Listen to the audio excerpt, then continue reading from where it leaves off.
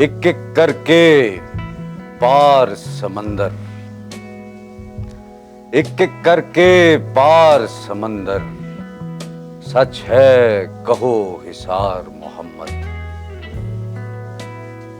आज दे इस प्रोग्राम विच गल हो रही है प्रोफैसर अली अरशद मीर होरां दी ते लफ्ज़ बा लफ्ज़ उन्हां दी किताब एक कथा दी वार नूं मैं डॉक्टर सरमद फरोग अरशद पढ़न दी जसारत करांगा। पहली नज़्म। मारू थल तो आए प्यो पुत शहर लाहौर विच पहुंदे हुए। नज़्म शुरू होंदी है। मारू बच्चिया केड़े शहर विच आ गया, मारू बच्चिया केड़े शहर विच आ गया, जिथे लोहा चटदा तेल पैर उठवा ते चढ़दे।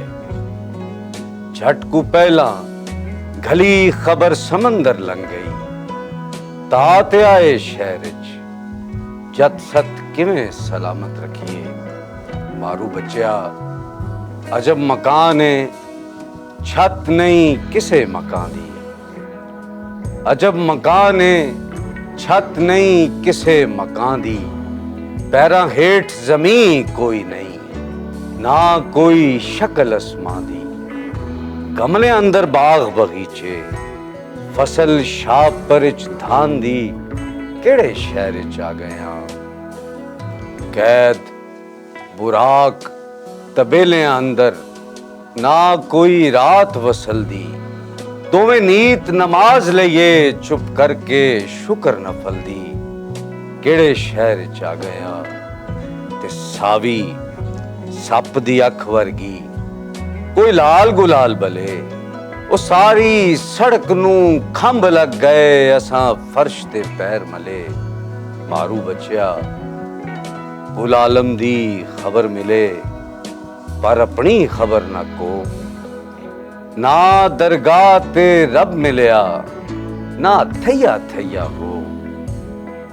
मर मर एक बनावण शीशा मार वटा एक भंदे, ओ विच समंदर रोड़ आइए आ टोटे करके चांदे, केड़े शहर च आ गया। ते ना आपां रंगपुर वाले खेड़े, ना आपां वग ना चोर, वो अख विच तूर जहूर फेरिए जमजम नाल टकोर। आपां पिछला युगमियां ते अज भी नवें नकोर। मारू बच्चिया केड़े शहर च आ गया, जिथे लोहा चटदा तेल पैर उठवा ते चढ़दे।